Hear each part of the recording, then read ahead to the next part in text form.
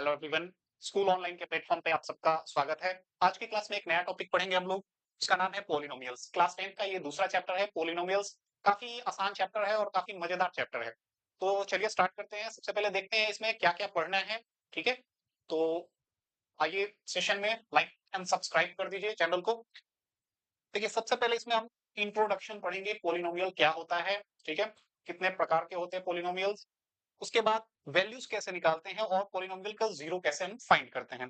उसके बाद remainder theorem पढ़ना है, फिर फैक्टर थ्योरम पढ़ना है। ये दोनों लगभग एक ही जैसे हैं, थोड़ा सा डिफरेंस है। उसके बाद ज्योमेट्रिकल मीनिंग, जो जीरो होता है उसका ज्योमेट्रिकल मीनिंग क्या होता है उसको देखेंगे। फिर उसको ग्राफ पे रिप्रेजेंट करने कैसे करते हैं उसको देखेंगे। Relation between zero and coefficient, जो कोफिशिएंट होता है और वो जैसे जीरो हम निकालते हैं पॉलिनोमियल के, उस पे क्या रिलेशन होता है उसको भी पढ़ना है। इसके बाद है division algorithm of polynomial. Polynomial जो है उसका डिवीजन एल्गोरिदम जो है उसके अनुसार हम कैसे यूज करते हैं डिवीजन एल्गोरिदम को, वो भी देखेंगे। और लास्ट टॉपिक है working rule to divide a polynomial by another polynomial. एक पॉलिनोमियल को दूसरे पॉलिनोमियल से कैसे डिवाइड करते हैं इसके बारे में पढ़ना है। तो चलिए स्टार्ट करते हैं। काफी मजेदार टॉपिक है। और देखिए, इंट्रोडक्शन स्टार्ट करते हैं इसका। पॉलिनोमियल जानते हैं कि होता क्या है। तो देखिए, polynomial is defined as an expression that include variable, constant and exponent. एक पोलिनोमियल जो है वो क्या होता है, तो एक पोलिनोमियल के अंदर क्या क्या चीजें होती हैं। वेरिएबल्स होंगे, कांस्टेंट होंगे, और साथ में कांस्टेंट वेरिएबल के साथ क्या होगा, तीसरा एक्सपोनेंट। ठीक है, अब ये कभी कभी एक्सपोनेंट उसमें दिखता नहीं है। ठीक है, बहुत सारे ऐसे वेरिएबल्स, ऐसे आपको पोलिनोमियल्स मिलेंगे जिसमें आपको एक्सपोनेंट दिखेगा नहीं, तो कैसे पहचानेंगे वहां। तो इसलिए मैंने बोला काफी मजेदार है और मजा भी आएगा इस चैप्टर में।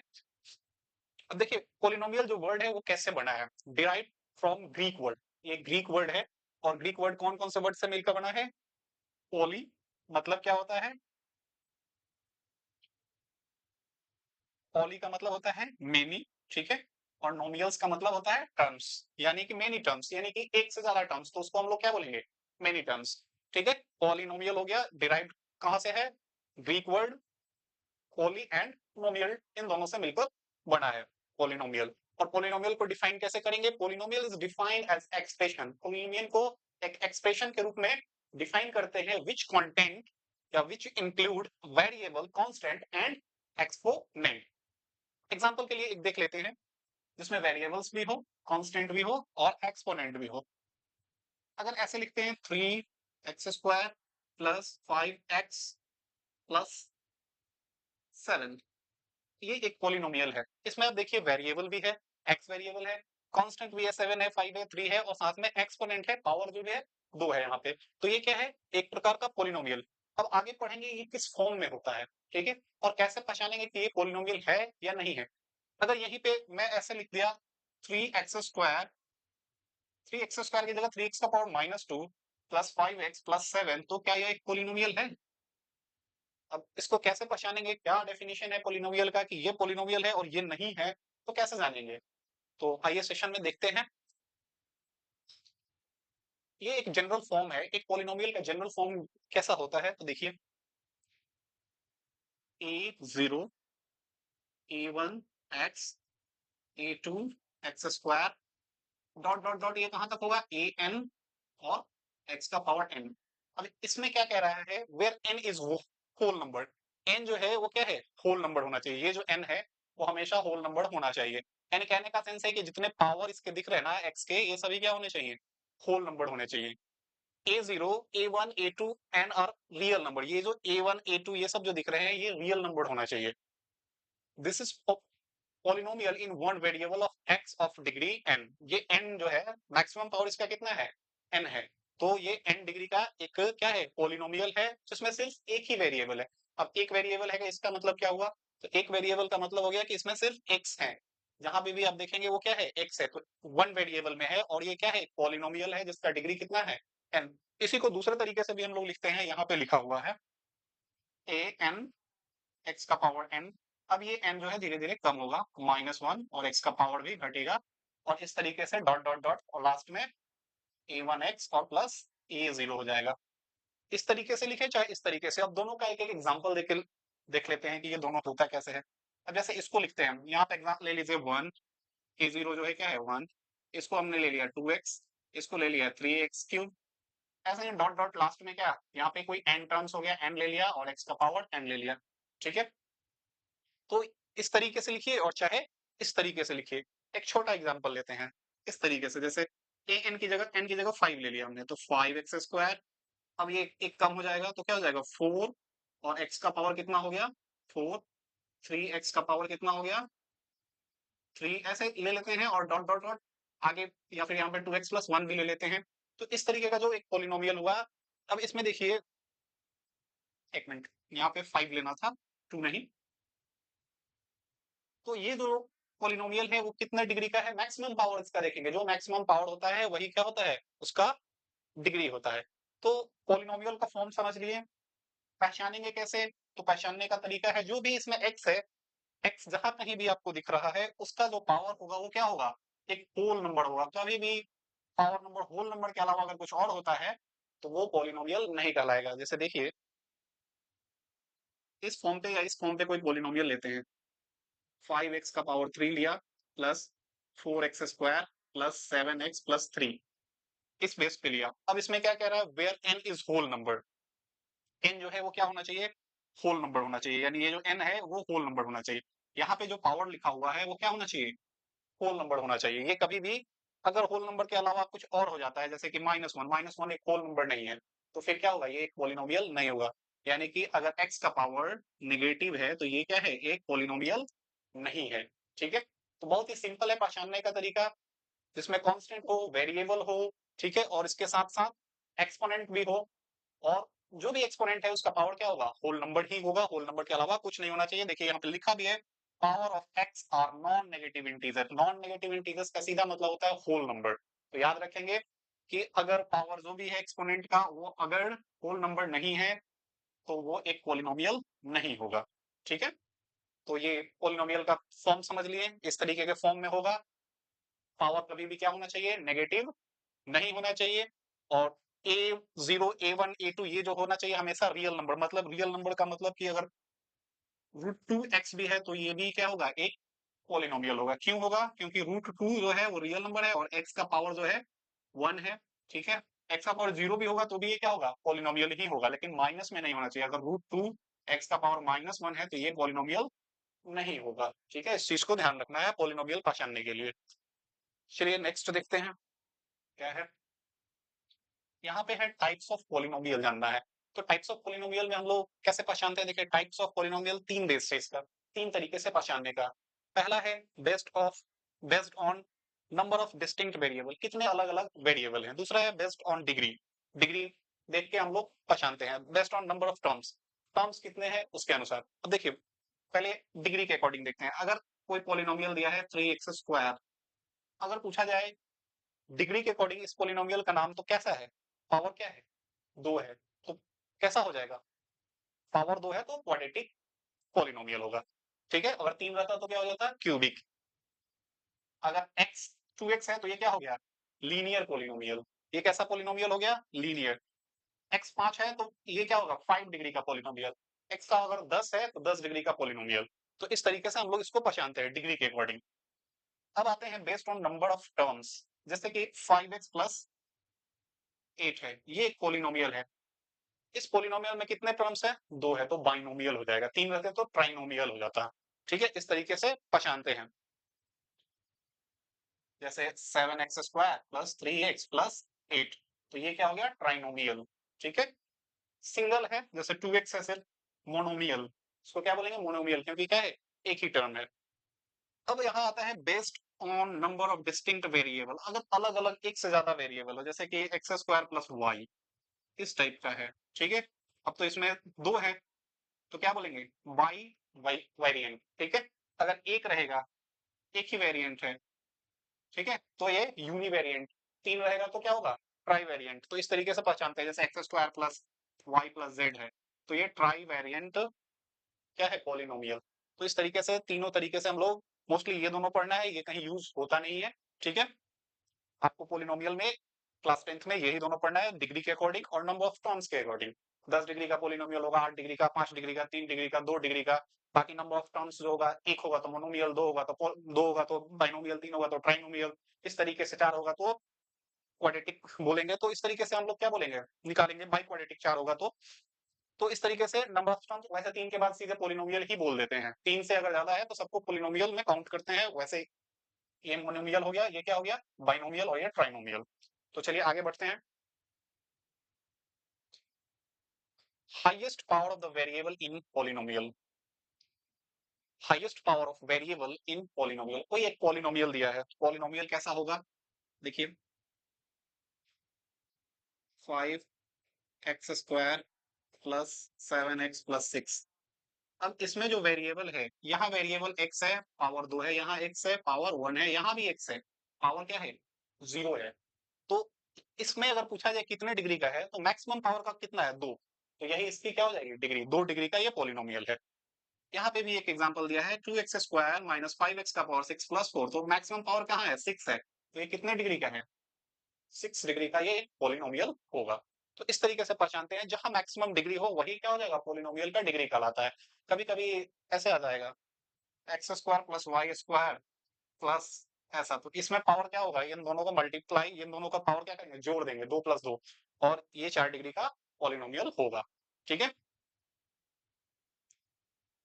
अब ये वही आ गया polynomial based on the number of distinct variable, जिसमें एक से ज्यादा वेरिएबल हो। उसको जैसे 2 है तो क्या हो गया, आर और एस है, तो 2 वेरिएबल है तो बाई वेरिएंट बोलते हैं, 3 है तो ट्राई वेरिएंट पॉलिनोमियल बोलेंगे, और एक है तो यूनिवेरिएट वेरिएंट पॉलिनोमियल बोलेंगे। तो इस तरीके से पॉलिनोमियल का नाम होता है। ये क्लास 10th में ज्यादा यूज होगा नहीं, कहीं कहीं यूज होगा, उससे ज्यादा इसका कोई यूज है नहीं। तो आगे बढ़ते हैं। अब आते हैं यहाँ पे लीनियर पॉलिनोमियल क्या होता है। तो लीनियर पॉलिनोमियल बहुत ही सिंपल है। लीनियर का मतलब जिसमें क्या हो, वेरिएबल का पावर एक हो, उसे हम क्या बोलेंगे, लीनियर। जैसे x प्लस 7, इसमें x का पावर क्या है, मैक्सिमम पावर 1 है, तो ये एक लीनियर हो गया। क्वाड्रेटिक में क्या होगा, पावर क्या होना चाहिए, मैक्सिमम पावर 2 होना चाहिए, तो वो क्या हो जाएगा, क्वाड्रेटिक हो जाएगा।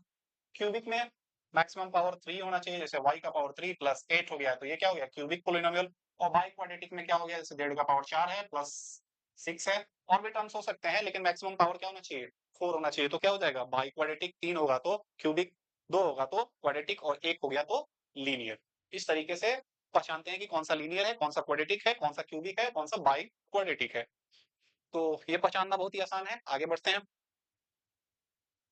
अब यहाँ एक टर्म्स है, देखिए ध्यान से, what's your comment about the zero degree. अब जीरो डिग्री पॉलिनोमियल पे क्या होगा, what if degree is not defined, अगर डिग्री डिफाइंड नहीं है तो कैसे पता करेंगे। अब एक यहाँ पे टर्म है 6, 6 में पूछा जाएगा कितने डिग्री का पॉलिनोमियल है, तो यहाँ पे हम लिख सकते हैं कि 6 का पावर, 6x का पावर 0, इसकी वैल्यू क्या होगी, 6 ही होगी।